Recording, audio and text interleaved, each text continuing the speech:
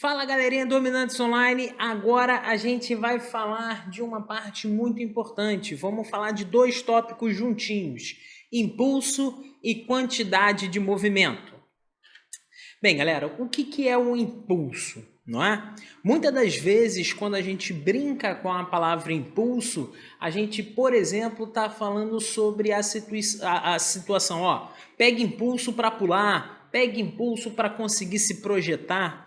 Ou seja, a ideia do impulso, ela é algo que já está junto com os nossos comportamentos, ou seja, já é algo que está atrelado ao nosso cotidiano.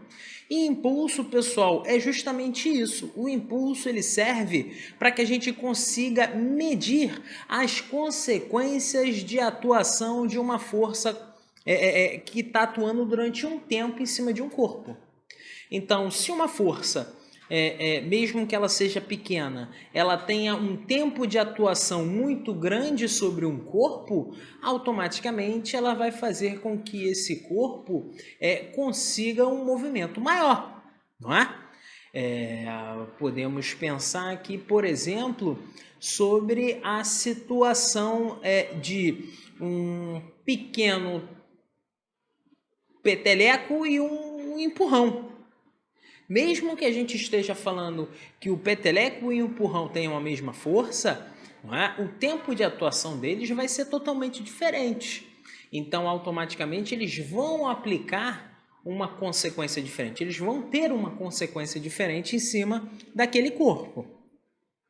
E aí, o que eu quero que vocês verifiquem? Que o conceito de impulso é exatamente aquilo que a gente falou. É o tempo de atuação que uma força tem sobre um corpo.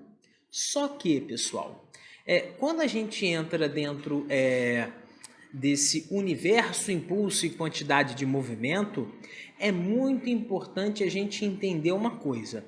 Quando a gente está falando de força, a gente está falando de uma grandeza vetorial. Uma grandeza vetorial é uma grandeza que é representada por três elementos: módulo, direção e sentido. E isso precisa ser respeitado dentro da ideia do impulso e da quantidade de movimento.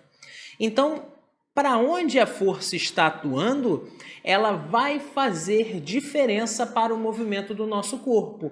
Então, se a força está na horizontal e indo para a direita, precisa ser um impulso diferente se a gente continuar na horizontal e agora estiver fazendo força para a esquerda. Então, percebam, estamos dentro do campo vetorial, tá? Percebam que isso é o que precisa ser verificado dentro da formulazinha de impulso, tá? Por isso que a gente tem aqui, ó, o impulso, a gente tem o impulso e a força com as setinhas aqui em cima para representar que elas são grandezas vetoriais, ok? Bem, e a outra fórmula, a outra brincadeira que a gente tem para ver aqui agora é o que a gente chama de quantidade de movimento. Quando a gente fala sobre a quantidade de movimento, é importante a gente falar que aqui a gente vai estar medindo, não é? Como que um corpo vai estar se movimentando quando ele está isento de forças, tá bom? Então, a ideia aqui é que não tenha nenhuma força atuando sobre ele ou que as forças atuando sobre eles estejam em equilíbrio. Ok, pessoal? Então, a ideia aqui é que a gente precisa perceber, não é? Até que ponto uma força pode estar atuando sobre um corpo. Então, aqui a gente vai juntar essas duas grandezas daqui a pouquinho, mas eu preciso que vocês verifiquem que a quantidade de movimento ela vai ser algo que a gente vai ter antes da atuação de uma força, mesmo que seja zero, a gente vai ter, ou quando a gente estiver parado, ou quando simplesmente o nosso movimento mudar, a gente vai ter uma outra quantidade de movimento quando a força deixar de atuar. E aí, a gente entende que a quantidade de movimento ela vai ser definida pelo produto da massa pela velocidade. E isso geralmente é o que a gente associa à inércia que está ligada a um corpo. Pessoal, vamos parar para pensar aqui. É mais fácil a gente parar um caminhão ou parar uma bicicleta? Não é? Vamos supor que elas estejam com a mesma velocidade. Então quer dizer que essa grandeza que a gente chama de quantidade de movimento é justamente aquela grandeza que faz com que a gente tente parar a bicicleta ao invés do carro, porque eles têm massas totalmente diferentes, então eles vão ter quantidade de movimento totalmente diferente. E não vou deixar aqui passar em branco. Continuamos falando sobre uma grandeza vetorial. Impulso e quantidade de movimento são grandezas vetoriais e isso precisa ser representado para a gente, ok? E aí, pessoal, vou deixar bem claro uma coisa que já está fácil de visualizar. Se o impulso ele vai quantificar o tempo que uma força atua no corpo, qual é a consequência da ação de uma força em cima de um corpo? A mudança dos seus movimentos. Perceba, pessoal, que aqui eu não vou me atrelar a falar que o corpo vai estar em equilíbrio estático ou dinâmico. Eu vou falar que uma força atuou. E o fato dela ter atuado, não é? Fez com que o nosso corpo mudasse a quantidade de movimento. Então, eu quero que vocês percebam que a quantidade de movimento ela vai ser verificada antes e depois da atuação de uma força. E o tempo de atuação de uma força é que vai fazer com que a gente mude a nossa quantidade de movimento. E aí, galera, vale a gente falar aqui que a quantidade de movimento com a energia que está atrelada ao corpo, ela é uma grandeza conservativa, ok? Conservativa. Então, a partir do momento em que a gente que a gente consegue tirar as forças externas que estão atuando sobre um sistema, isso faz com que essa grandeza possa ser conservativa. E isso vai ser muito importante quando a gente estiver falando sobre uma parte da física que trabalha com as colisões, ok?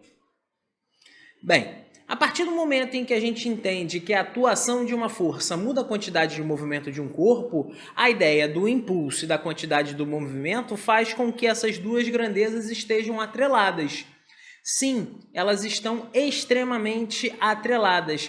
Na verdade, é uma que muda a outra. Ou seja, a atuação de um impulso faz com que a quantidade do movimento de um corpo seja alterada.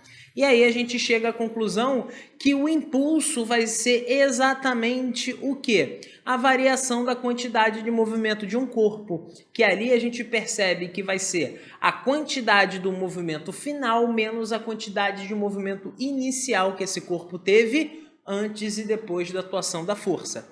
Perceba que a gente não está estudando o durante, mas sim limitando a atuação de uma força no corpo e entendendo que o início e o fim está ligado diretamente com a atuação dessa força.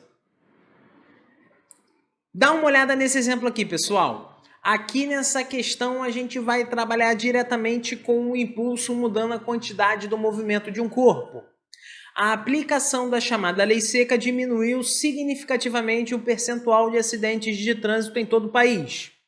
Tentando chamar a atenção dos seus alunos para as consequências dos acidentes de trânsito, um professor de física solicitou que considerassem um automóvel de massa de 1.000 kg e em uma velocidade igual a 54 km por hora, colidindo com uma parede rígida.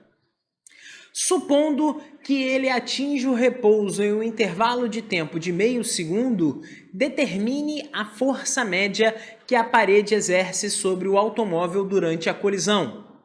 Bem, como eu falei, é um exercício clássico de força mudando a quantidade do movimento de um corpo. Ou seja, o impulso que essa parede vai fazer sobre esse corpo, ela vai ter uma duração de meio segundo. Não é? Então a gente vai perceber aqui que esse impulso ele vai mudar a quantidade de movimento de um corpo. Então, a gente tem que o impulso ele vai ser aqui a quantidade do movimento final menos a quantidade do movimento inicial. Tudo bem? Bem, quais são as quantidades de movimento que a gente tem aqui antes do início da colisão e após o início da colisão? Após o início da colisão, a gente percebe que ele vai parar, ou seja, ele vai atingir até alcançar o repouso. Qual é a quantidade do movimento de alguém que está em repouso? Zero. Então aqui, ó, a quantidade do movimento final, ela vai ser zero. Então quer dizer que o nosso impulso aqui vai ser igual a menos a quantidade do movimento inicial. Meus amores, quando a gente estiver com esse sinal de negativo, isso vai implicar uma coisa muito importante para a gente, porque aqui estamos falando de uma grandeza vetorial. Então, automaticamente, se a gente está verificando um impulso negativo, eu já posso garantir para vocês que essa força ela vai estar contrária ao movimento inicial desse corpo. Então, automaticamente, a gente já percebe isso no próprio texto, porque o corpo ele tinha movimento e deixou de ter. Então, se ele deixou de ter, automaticamente o nosso impulso ele precisa ser negativo. E ele não vai ser negativo por causa do tempo, porque o tempo não é uma grandeza que pode ser negativa. Ela vai ser negativa por conta da força, porque essa força vai estar aplicando uma aceleração contrária ao movimento desse corpo, ok? E aí, ó, impulso é a força vezes o tempo vai ser igual a menos a quantidade do movimento inicial. Quantidade do movimento inicial, que é a massa vezes a velocidade.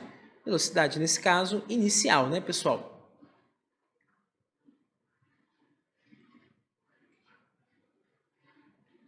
Espera aí.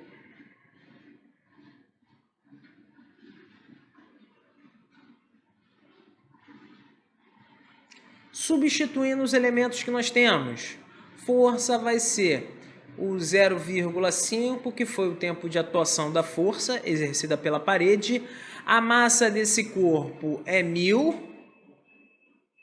E a velocidade, 54 km por hora. Pode ser km por hora? Não pode, né? Tem que estar em metro por segundo sistema internacional.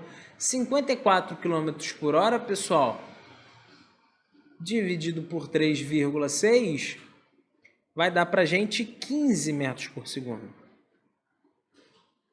Então, aplicando aqui o 15.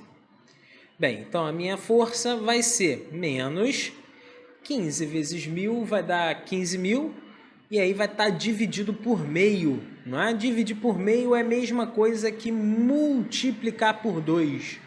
Então aqui, pessoal, a nossa força ela vai ser de 30.000 newtons.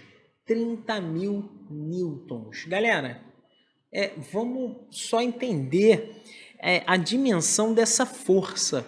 Galera, 30.000 newtons é a mesma coisa que receber o impacto de 3 toneladas. 3 toneladas é uma massa absurda, e é isso que o professor tentou exemplificar para os nossos alunos, passando essa questão, ok? Bem, galera, aqui a gente encerra a nossa aula. Não deixem de fazer os exercícios que estão na plataforma e bom estudo!